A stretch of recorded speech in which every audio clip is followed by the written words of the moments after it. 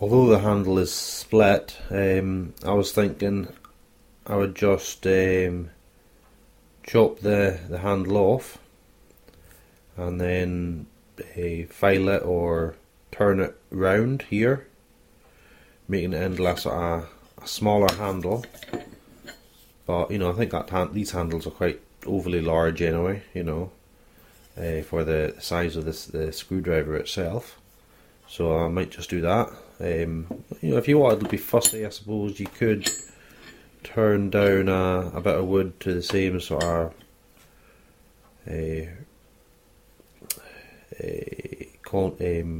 curvature as the existing handle, and maybe graft or glue a section of the bit you've made in to the existing handle, or indeed replace the whole handle, but I'm not going to bother with that.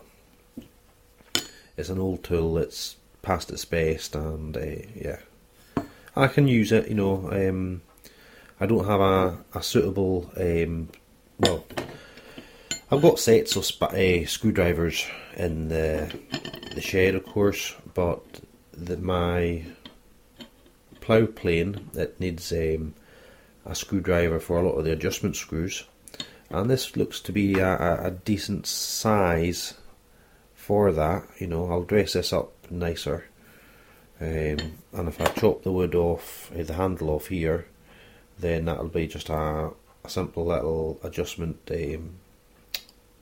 screwdriver for the plane. So that's going to be used. Okay, we're getting down to the last few items here. What have we got left? There was a couple of hacksaws, nothing very interesting. A little junior hacksaw here, plastic handle. Surprisingly, it's made in England. No brand, but I've got a couple of junior hacksaws already, but the blade's buggered on it. But having another one won't hurt. And over here we have that's an Eclipse.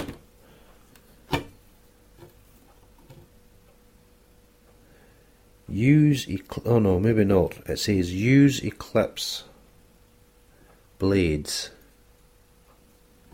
made in England. Maybe, oh, it is an Eclipse. We have an Eclipse number 80 PG adjustable hacksaw. I don't particularly like these types of hacksaw. They're just fiddly and awkward in general, and they're a little bit heavy for keeping in a portable tool chest. You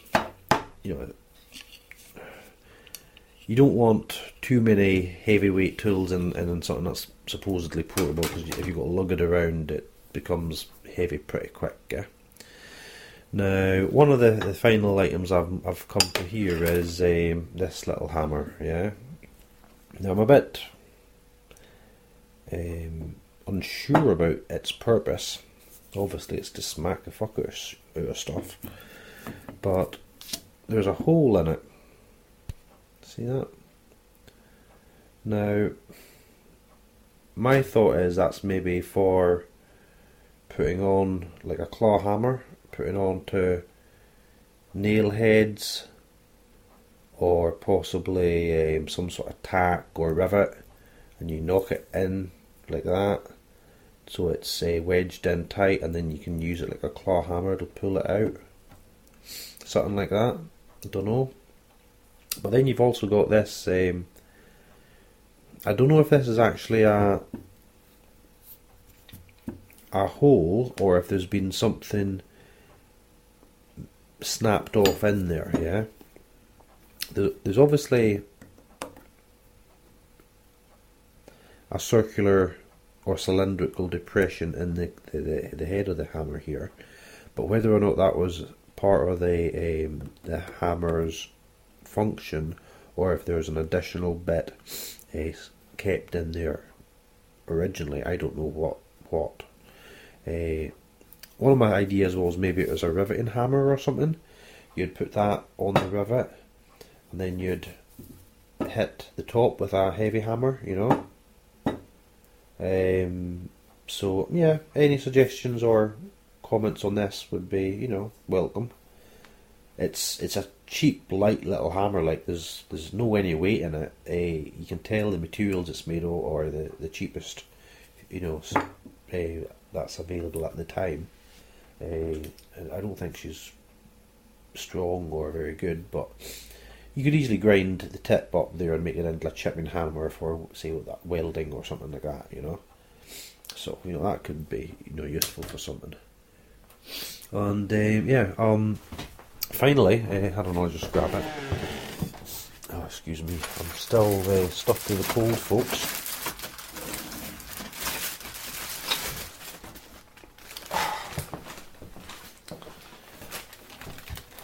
I didn't spend any time on this, but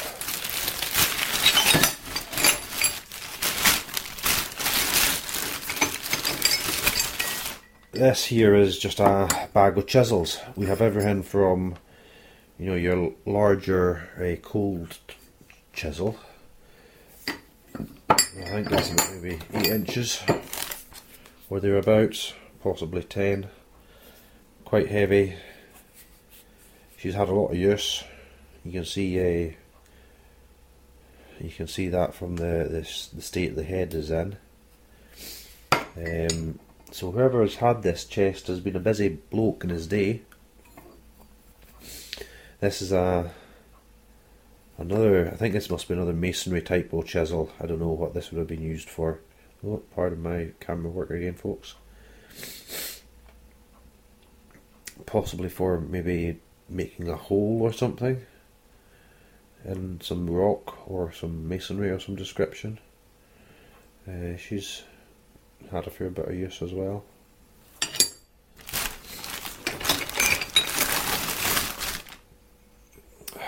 Another large, well-used cold chisel.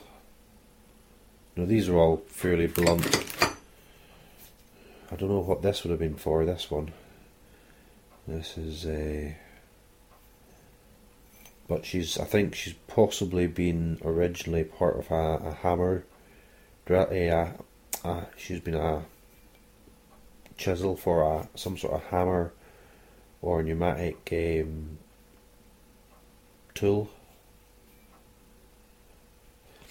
I don't know what that would be for. You know, a lot of this stuff's not going to be useful until I find something comes along someday that needs a bit of steel that shape. Another sort of wedge shaped chisel. Like I say, I've never done much masonry, so I don't know what that would have been for. And I've used cold chisels before for, you know, on steel and stuff, but I've got a sneaking suspicion that a lot of this was for masonry work. Another cold chisel. This one's got a bit in here for it, so I'm thinking that maybe that could possibly have also been used in a machine.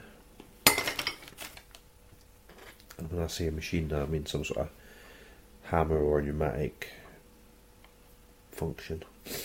Here's a fill plug, British made, number 14. Oh, there we go, fill plug, 14, British made. And I think that you can just use different chisels in the end of it, which can be drifted out using a small drift in that hole.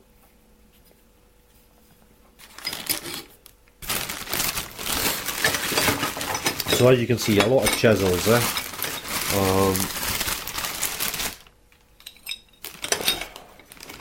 Another 3 chisels there. I think there's over a dozen in total.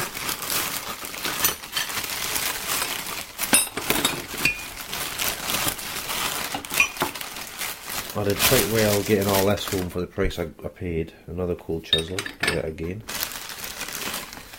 So I've got some decent chisels now. You know, I've only had a small pissy little chisel up in the garage, not really much bigger than that. You know, with a head or a chiseled face smaller than this one. So now I've got some, you know, decent chisels. You know, I say decent, they'll need a sharpen and they'll need, but there's a fair bit of weight in some of these, you know. Something like this will burst the end of a seized nut or a seized bolt in just, you know, very little time. Like when you're trying to attack a bolt or a nut with a little chisel, it takes a lot of time, and if the bolt is particularly, or the nut is particularly tough, the little chisel just won't affect it. So anyway, the final little piece I forgot to mention in the previous part of this video. I've recorded this video in 2 sections, folks, because I just talked too much. This little vise. It's partially stripped. I've gotten it apart now and given it a little bit of oil to see if it's going to free up. This little vise is one of the reasons I bought the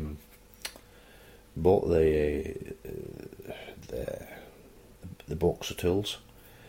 I fancy I wanted a small table vise. This locking screw here, I've removed that. It was actually, the threads in here were damaged a little bit. You can see where the threads are shiny. I've fettled them a little bit with a file, just so I could remove this locking screw.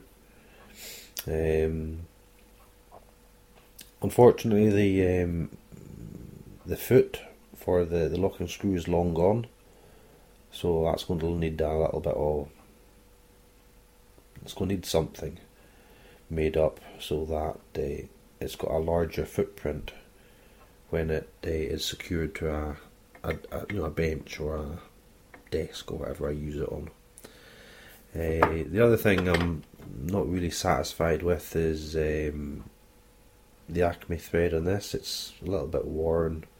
I don't think this has been a particularly high quality item when it was new, and it's not improved any with age.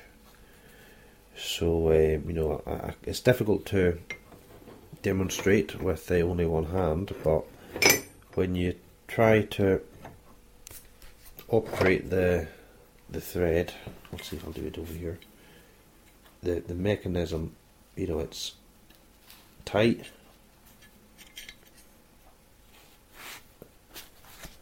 and it's not very smooth. You know, you can operate the vise, but the design is not very good. Yeah, basically there's a spring in behind this retaining washer, which in turn is held by this split pin, and as you can see here, it's already off. It's off center somewhat. So that's possibly added to the wear on the, you know, it moves around quite readily. It's which is crap for a start. The other thing is that the Acme thread is open to any swarf which may or may not have